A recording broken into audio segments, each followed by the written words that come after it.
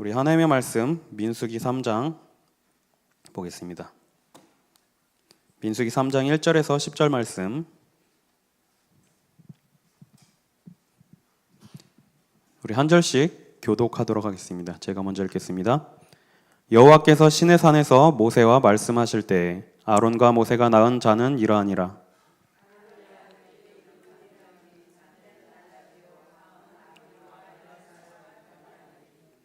이는 아론의 아들들이며 아들들의 이름이며 그들은 기름 부음을 받고 거룩하게 구별되어 제사장 직분을 위임받은 제사장들이라.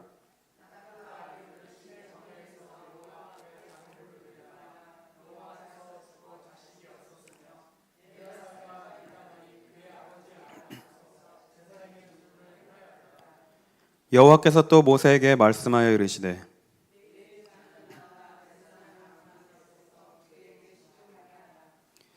그들이 회막 앞에서 아론의 직무와 온 회중의 직무를 위하여 회막에서 심우하되.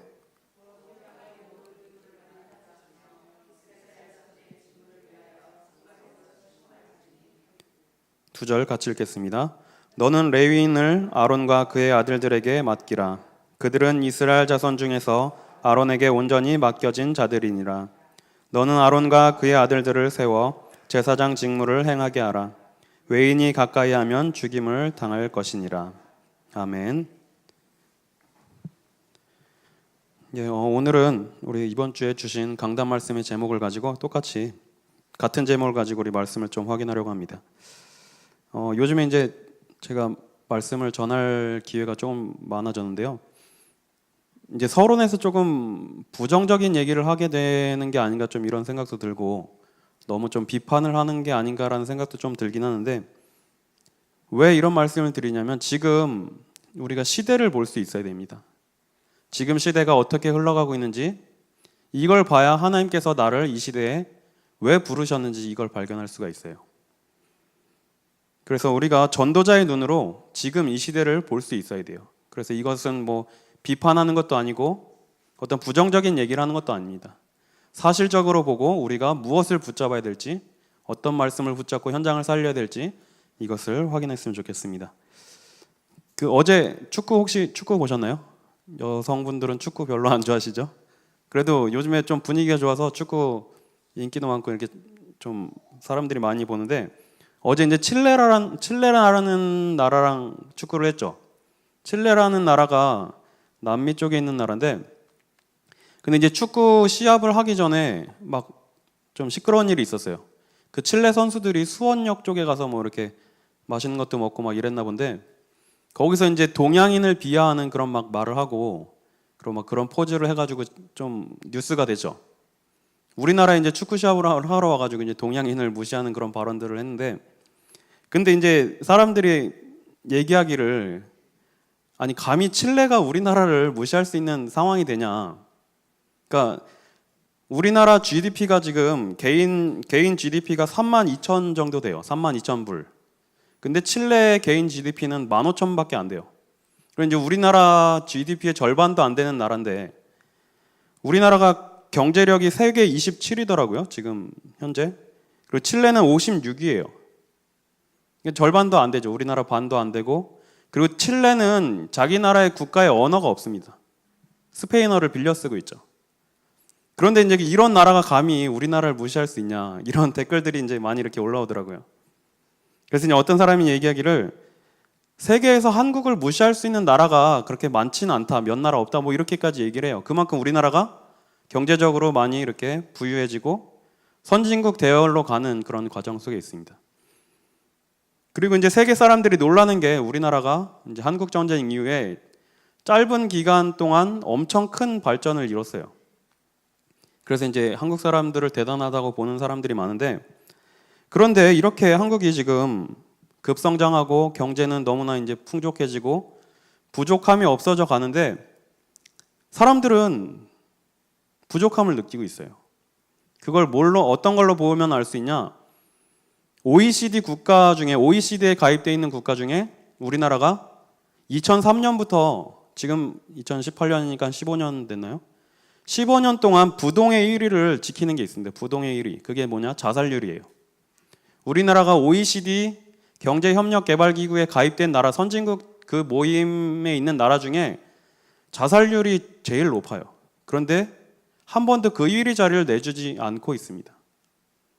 그리고 이제 저는 이제 청소년 사역을 하는데 뭐 어린 나이에도 이제 사고를 당하거나 불의의 사고를 당하거나 뭐 이렇게 일찍 세상을 떠날 수도 있죠.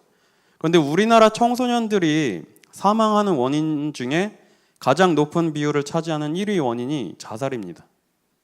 청소년들도 자살로 인해 많은 청소년들이 생을 마감하고 있어요. 그런데 이 문제가 지금 점점 내려가서 요즘엔 초등학생들도 최근에 보니까 아파트 3층인가 4층에서 뛰어내려서 이제 자살해서 죽은 학생도 이렇게 뉴스에 나왔죠. 그것처럼 우리나라가 이렇게 잘 살게 되고 사실 이제 어디 나가도 남부럽지 않은 그런 삶을 살 수 있는 나라가 됐음에도 불구하고 끊임없이 이런 문제들은 줄어들지 않고 있어요. 그리고 지금 또 사회적으로 문제가 되고 있는 게 도박 중독자들 있죠. 도박 중독. 근데 우리나라의 도박 중독자들이 전체적인 숫자는 줄었대요. 그런데 20, 30대 젊은 도박 중독자들이 늘었다고 하더라고요. 그리고 그 강원랜드에 지금 20, 30대 청년들이 그렇게 많대요. 많아졌대요. 그리고 그 스포츠 토토라고 이제 뭐 농구, 축구 이런 게임에 베팅해가지고 돈을 걸어서 벌고 하는 그 쉽게 말하면 이제 뭐 도박 게임처럼 하는 도박인데 거기에 34%가 대학생이라고 합니다. 그것처럼 지금 우리나라가 이렇게 흘러가고 있어요. 지금 시대가 그래서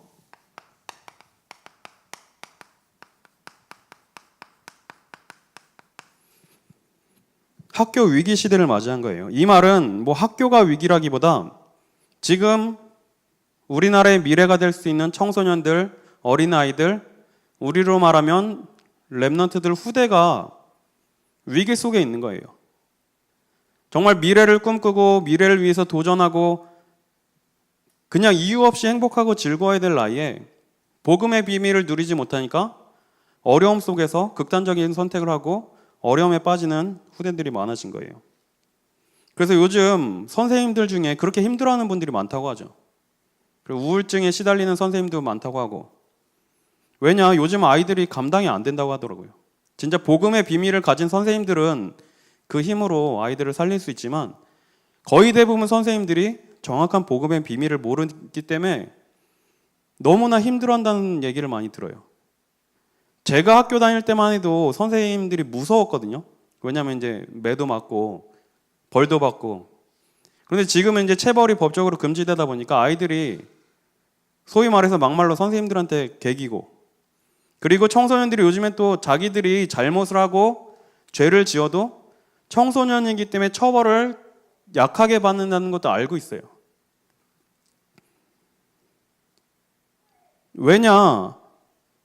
복음의 비밀을 모르고 세상에서는 성공만을 강요하고 있기 때문이죠. 지금 세상은 이렇게 흘러가고 청소년들 자살률이 제일 높은, 자살하는 청소년들이 그렇게 많은데도 학교에서는 이 문제를 해결해 주지 못해요. 학교에서는 오히려 아이들을 그런 벼랑 끝으로 내몰고 있죠. 성공해라, 공부 잘해라, 성적 잘 받아야 된다. 대학 가면 뭐 여자친구도 생기고 다 될 것처럼 얘기하지만 진짜 행복이 무엇인지 학교에서는 알려줄 수가 없는 거예요. 우리 후대가 우리의 미래인데 이렇게 학교가 위기에 빠져 있기 때문에 갈수록 우리나라가 국가적인 위기를 맞고 있죠. 그리고 우리나라가 강대국들에 쌓여서 참 많은 피해를 보고 있어요. 미국, 중국, 일본.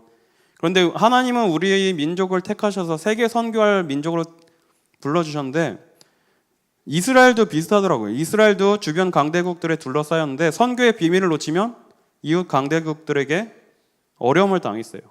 우리도 마찬가지로 하나님이 우리를 이 시대에 선교하는 민족으로 하나님 부르셨는데 이 선교의 비밀을 놓치니까 근접해 있는 강대국들에게 어려움을 당하고 있는 거예요. 그리고 뭐 경제학자들이 많이 이렇게 예상을 한다고 하는데 머지않아 조만간 아시아 국가들 중에 몇몇 나라가 경제적인 위기로 급격하게 무너질 거라고 이렇게 예측을 하기도 해요. 뭐 실례로 우리나라도 이제 개인 부채가 엄청 이렇게 많다고 하죠. 그런데 우리나라 내부적으로는 정치인들이 서로 이념 가지고 싸우고, 요즘엔 또 뭐 요즘에는 조금 덜해졌는지 모르겠는데 뭐 지역별로 나뉘고, 또 요즘에는 뭐가 갈등이 심해졌냐면 남녀 뭐 페미니즘이라고 해서 막 서로 이제 남성 혐오, 여성 혐오 이런 대립이 많아지고 있어요. 그런데 많은 정치인들, 많은 경제인들이 이 문제는 절대로 해결하지 못하고 있어요. 그런데 이걸 더 멀리 보면 결국 전 세계가 위기 속에 있는 거예요. 어찌됐건 지금 강대국, 세계 최고의 강대국은 미국이라고 볼 수 있는데, 미국에서 만들어내는 그런 많은 문화들이 전 세계에 영향력을 주고 있어요. 그런데 그 영향력을 주는 것 때문에 많은 나라들이 오히려 영적으로 어려움에 빠지고 있어요. 지금은 뭐 눈에 보이는 그런 우상을 만드는 것이 아니라 문화를 통해서 사람들을 우상에 빠지게끔 만드는 거예요. 그런데 이 문제는 시대마다 똑같더라고요. 시대마다 한 강대국이 패권을 잡고 전 세계에 우상을 퍼뜨리고 실패하게 만들고, 지금 시대는 이렇게 흘러가고 있어요. 그런데 우리는 이 속에서 하나님이 나에게 주신 중요한 정체성을 찾아야 됩니다. 그래서 하나님은 우리를 이 시대에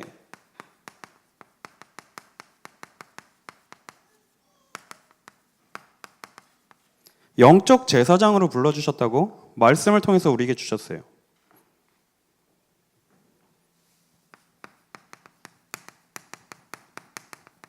이 속에서 우리의 정체성을 확인하셔야 됩니다.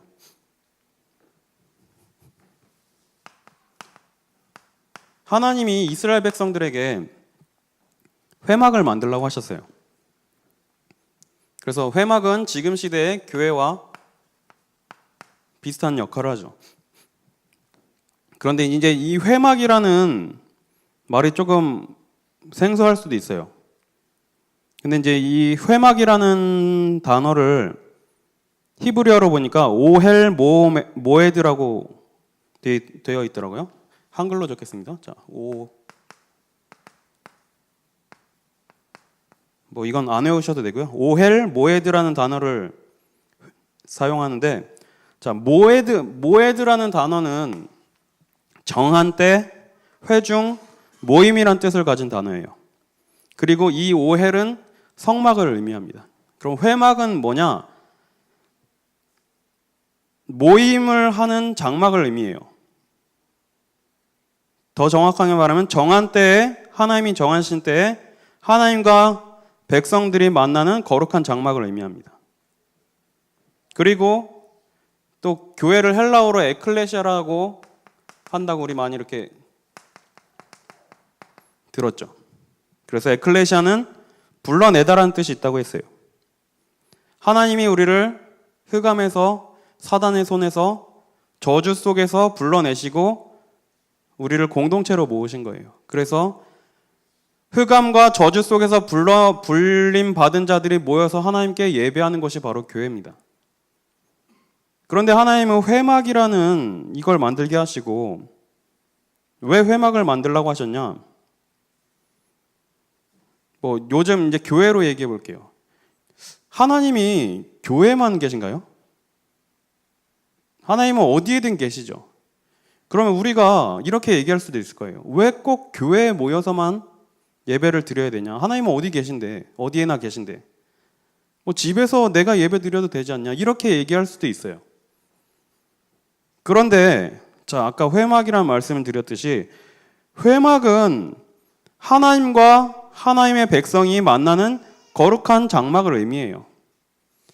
우리가 왜 교회에 와서 예배를 드리냐?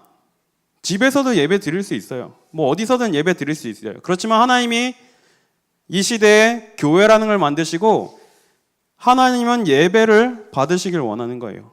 왜 교회에서 예배 드려야 되냐?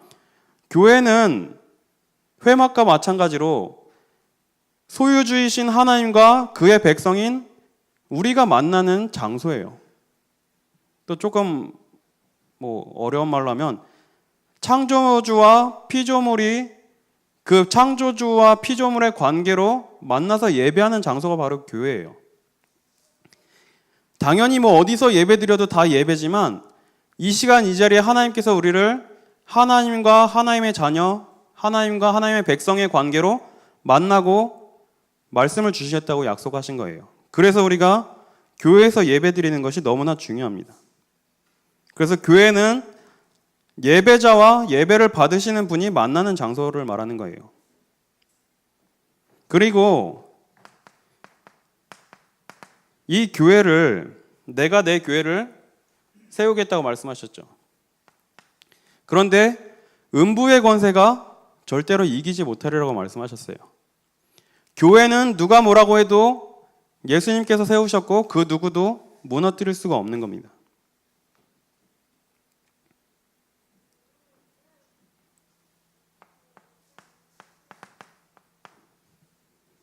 골로새서 1장 24절 봅시다. 골로새서 1장 24절에 보면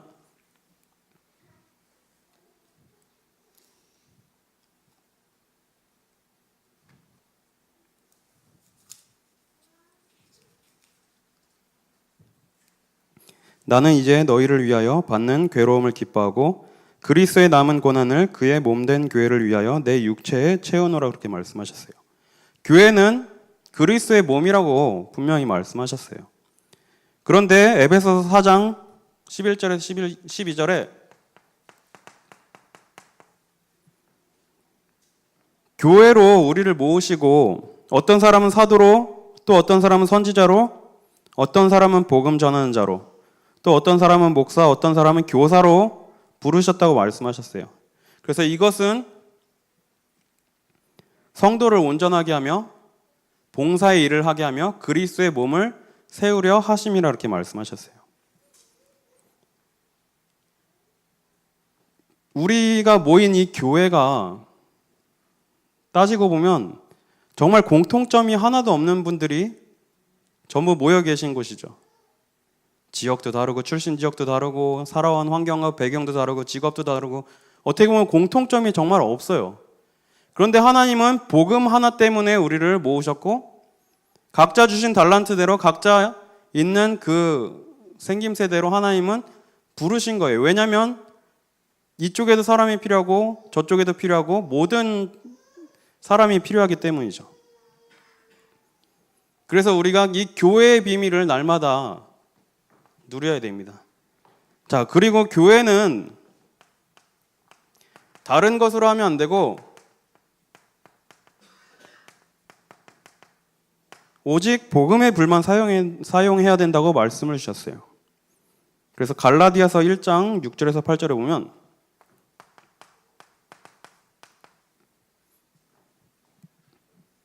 갈라디아서 1장 6절에서 8절입니다. 그리스도의 은혜로 너희를 부르신 이를 이같이 속히 떠나 다른 복음을 따르는 것을 내가 이상하게 여기노라. 다른 복음은 없나니 다만 어떤 사람들이 너희를 교란하여 그리스도의 복음을 변하게 하려 함이라. 그러나 우리는 혹은 하늘로부터 온 천사라도 우리가 너희에게 전한 복음 외에 다른 복음을 전하면 저주를 받을지어다 이렇게 말씀하셨어요. 우리는 교회에서 오직 복음만 말해야 됩니다. 오직 그리스도로만 하나가 되어야 됩니다. 그런데 분명히 말씀하시기를 다른 복음을 전하는 자들이 있을 거라고 분명히 말씀하셨어요. 그래서 우리가 다른 것을 주의해야 되는 게 아니라 교회에서 오직 그리스도, 오직 복음을 놓치는 것을 주의해야 돼요. 그리고 교회는 오직 말씀과 기도를 붙잡아야 됩니다. 계속해서 말씀드리지만 왜 우리가 말씀을 강조하느냐? 하나님은 말씀을 주시고 그 말씀을 성취하시는 분이에요. 시대마다 선지자들을 부르시고 사도들을 부르시고 사사들을 부르셨는데 그때마다 공통적으로 앞쪽에 기록되어 있는 게 뭐냐면 여호와의 말씀이 누구에게 임하니라. 누구의 아들 누구에게 말씀이 임하니라. 하나님은 먼저 부르시고 말씀을 주시는 거예요. 그렇기 때문에 우리가 다른 것을 붙잡는 것이 아니라 오직 말씀만을 붙잡고 가야 됩니다. 그리고 그 말씀을 붙잡고 언약의 근거에서 기도하는 거예요. 그럴 때 하나님이 만드신 나, 하나님이 부르신 내가 발견되는 거예요. 그리고 말씀 속에서 하나님이 주신 나의 것이 찾아지는 거예요. 그리고 말씀 붙잡고 기도할 때 하나님이 나에게 맡기신 나의 현장이 보이는 거예요.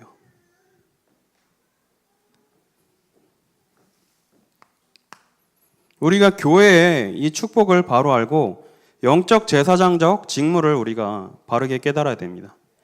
그리고 이것을 언약으로 붙잡고 우리가 나의 전도를 찾는 거예요.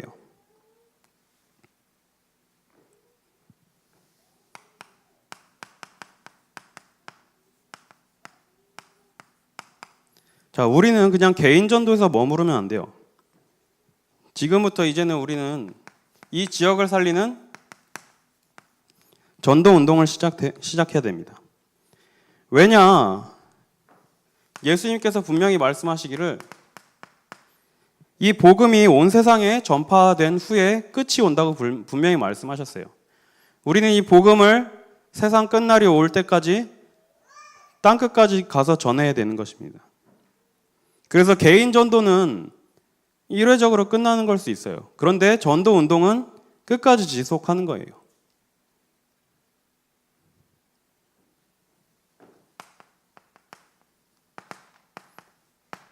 왜 우리가 전도 운동을 지속해야 되냐? 예수님께서도 마지막에 주신 말씀이 결국 땅끝까지 가서 복음을 전하라는 말씀을 주신 거예요.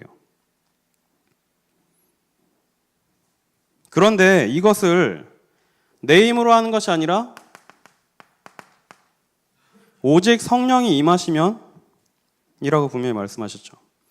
우리가 교회의 축복을 바르게 깨닫고 오직 복음에 집중하고 말씀 기도에 집중할 때 성령 충만의 비밀을 누리게 되는 거예요. 이 성령 충만의 힘을 받아야 우리가 현장을 살리고 전도 운동을 할 수가 있는 거예요. 내 힘으로 내 능력으로 하는 것이 아니라 성령 충만의 그 힘을 가지고 하는 거예요. 그래서 분명히 말씀하시죠. 제자들이 예수님 보고 이 나라를 회복하시는 게 언제입니까? 그랬을 때 그것은 너희의 알 바가 아니라고 말씀하셨어요. 우리는 이게 언제 될지 몰라요. 그렇기 때문에 우리는 언약 붙잡고 오로지 기도 속으로 들어가야 되는 거예요. 하나님께서 준비하신 시간표, 하나님이 약속하신 그 시간표에 하나님께서 이루신다고 말씀하셨어요. 그래서 우리가 전도 운동을 시작해야 되는데 우리 개인이 어떤 현장의 날을 정해볼 필요가 있어요. 내가 내 삶에서 나의 일주일 동안 하나님이 나에게 주신 사명을 붙잡고 현장을 살리기 위해서 기도하고 현장을 놓고 기도하고 현장에 들어가는 그런 시간을 좀 가지셔야 돼요. 그런데 이것은 뭐 길거나 짧거나 그런 게 중요한 게 아니에요. 지난번에도 말씀드렸지만 하나님이 나를 구원하시고 전도자로 부르셨는데 어떻게 보면 전도자의 양심이고 전도자의 책임인 거예요. 사도행전 17장 1절에서 2절에 보면 바울이 유대인의 회당으로 들어갑니다. 1절에 보니까 그들이 암비볼리와 아볼로니아로 다녀가 데살로니가에 이르러 거기 유대인의 회당이 있는지라 바울이 자기의 관례대로 그들에게로 들어가서 새 안식일에 성경을 가지고 강론하며 이렇게 기록이 돼 있어요. 예전 성경에는 규례라는 단어를 썼는데 지금 성경에 이제 관례라는 단어를 쓰고 있죠. 이 관례, 규례라는 단어는 어떤 뜻이 있냐면 습관적으로 반복하는 행동이라는 뜻을 가지고 있어요. 그러니까 바울은 자신의 전도를 어떻게 했냐? 회당을 들어간 거예요. 지역마다 갔을 때 회당을 파고들었어요. 그런데 많은 사람들이 전도를 생각할 때 다들 좀 어려워하시죠. 왜냐하면 내가 어떻게 해야 될까 잘 모르실 거예요. 그래서 많은 분들이 질문을 하는 게 어떻게 해야 됩니까? 라고 질문하죠. 류 목사님께서 전도는 방법이 아니라고 말씀하셨어요. 그런데 전도에는 성경적 방법이 있다라고 이렇게 말씀하셨어요. 약간 좀 어불성설인 말이긴 한데, 그래서 방법은 어떤 방법을 찾는 것이 아니라 내가 현장에서 말씀 붙잡고 인도받다 보면 나만의 방법이 나와지는 거예요. 지금 이 시대를 바라보면서 진짜 오직 복음에 집중하면서 하나님이 나를 부르신 이유를 찾고 나의 것, 나의 현장 이것을 놓고 기도하다 보면 나의 방법이 찾아지는 거예요. 직장인들은 시간이 딱 정해져 있죠. 몇 시 출근해서 몇 시에 퇴근하고. 그러면 시간적으로 자유롭지 않아요. 그런데 또 그에 반면에 또 시간적으로 좀 자유로운 그런 직업을 가신 분들도 있죠. 그것처럼 사람마다 환경이 다르고 형편이 다르기 때문에 자신에게 맞는 그 나만의 전도를 찾으셔야 돼요.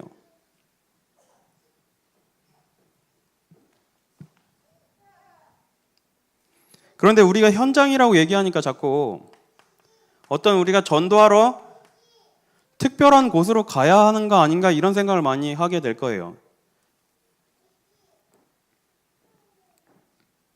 뭐 예를 들어서 어디 뭐 놀이터에 간다든지 뭐 어디 노인정에 들어간다든지.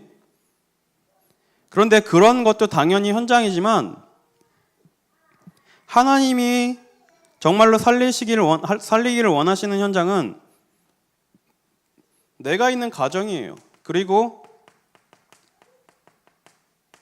내가 있는 직장, 또 내가 만나는 모든 사람이 나의 현장인 거예요.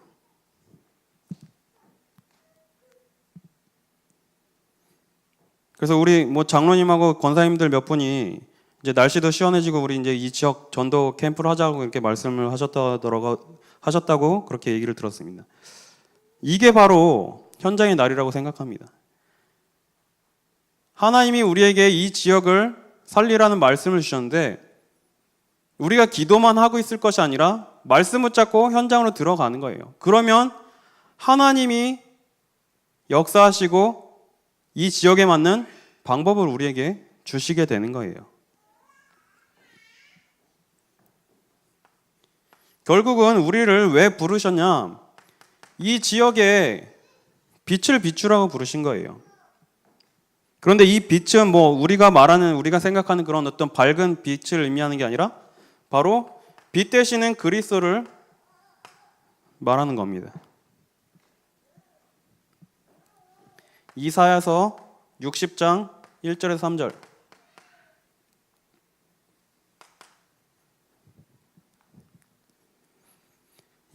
일어나라 빛을 발하라. 이는 내 빛이 이르렀고 여호와의 영광이 내 위에 임하였음이니라.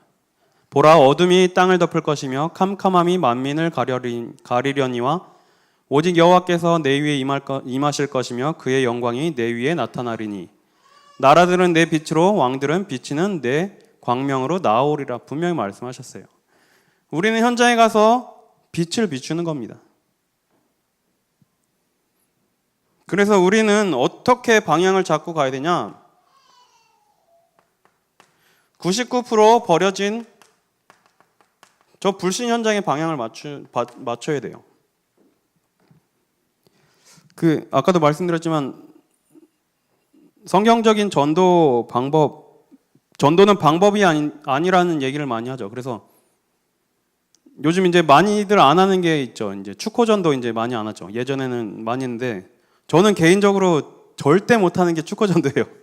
남의 집 벨 누르고 들어간다? 저는 제 성격상 못 해요. 제가 되게 생각보다 부끄러움이 좀 많거든요. 저 뭐 남의 가게 들어가서 장사하고 계신데 복음을 전한다? 저는 진짜 못해요. 왜냐하면 부끄럽기도 하지만 그분에게 민폐를 끼친다는 생각 때문에 저는 이제 진짜 못하겠더라고요, 성격상. 자, 그런데 그런 방법을 찾는 것이 아니라 하나님이 주신 현장을 우리가 봐야 돼요. 자, 그래서 우리가 어떤 방법을 가지고 어떻게 한다가 아니라 하나님의 계획이 무엇인지 이걸 찾아 들어가는 거예요. 그러다 보면 나만의 전도 방법이 나오게 되는 거예요. 자, 그래서 우리 계속해서 말씀드리지만 우리 교회가 지금 기도하는 기도 제목 중에 일천다락방이라는 우리가 기도를 하고 있죠. 자, 그런데 우리 교회에 아직 다락방이 1000개 다락방을 놓고 기도하는데 다락방이 아직 그렇게 많지 않죠. 그래서 우리가 여기에 방향을 맞추고 지금부터 이 현장을 살리는 다락방을 시작하셔야 돼요. 우리가 지역마다 이 다락방을 깔고 현장을 정복해야 됩니다. 우리는 이제 좀 더 특수한 상황이죠. 교회가 이제 좀 멀리 있고 다 지역들이 멀리 계신데 그 지역에 우리 성도님들이 계신 그 현장에 하나님의 계획을 찾고 지역마다 말씀 운동을 펼치는 거예요.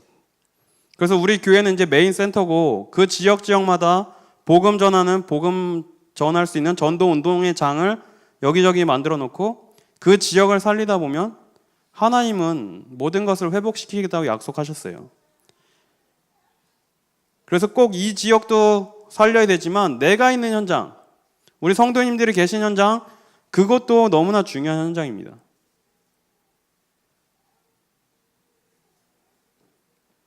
그래서 이제 후반기에 우리가 사역자 훈련도 할 거고 이제 목사님께서는 모든 성도님들이 사역자가 될 준비를 하라고 말씀하셨는데 이 다락방 놓고 기도하세요. 그래서 우리 모든 성도님들이 꼭 다락방을 열고 사역자로 부담이 되시겠죠. 꼭 그럴 필요는 없어요. 문을 열 수 있는 조장 역할을 해주셔도 돼요. 그러니까 내가 있는 현장을 살리기 위해서 다락방은 부담 없이 여시면 돼요. 내가 오늘부터 무슨 요일 몇 시에 우리 집에서 다락방을 하겠습니다. 꼭 누가 오고 어떤 말씀을 전하고 꼭 그런 형태가 아니어도 돼요. 내가 있는 현장을 놓고 이 현장을 살리기 위해서 말씀 운동을 펼치는 거예요. 누구든지 이 시간 이 자리에 와서 복음을 들을 수 있는 말씀 운동의 장을 펼치는 거예요. 그러면 하나님이 복음 전할 자가 준비가 되면 복음 받을 사람을 보내주시는 거예요. 자, 그래서 우리 후반기에 하나님께서 가장 기뻐하시는 전도운동이 일어나기를 기도합니다.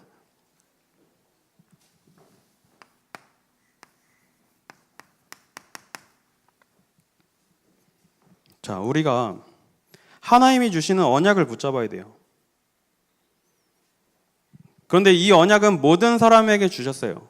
예수님이 그리스도라는 이 사실은 모든 사람에게 주신 언약이에요. 우리가 이것을 붙잡고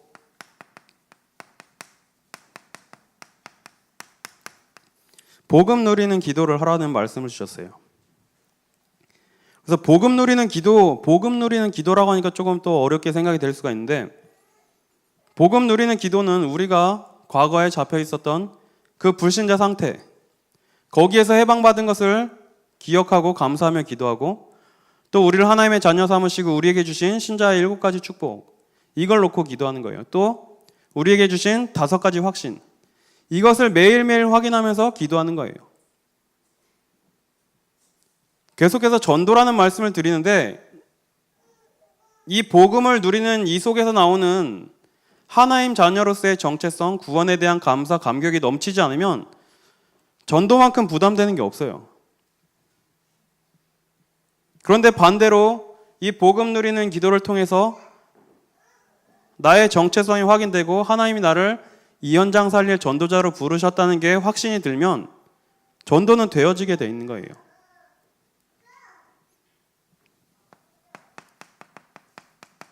이 속에서 나오는 비전을 찾아야 됩니다.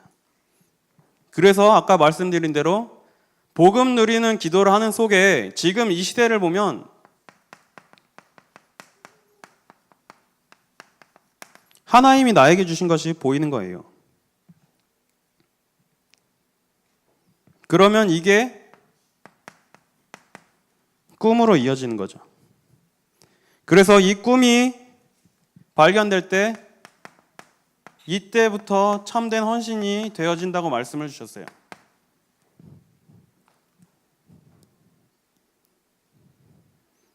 그리고 이 꿈이 조금씩 현실로 보여지게 되는 거예요. 그래서 이때 하나님의 능력을 체험하게 된다고 말씀하셨어요. 그리고 마지막으로 이걸 붙잡고 나의 작은 실천을 찾는 것입니다. 자, 말씀을 정리하겠습니다.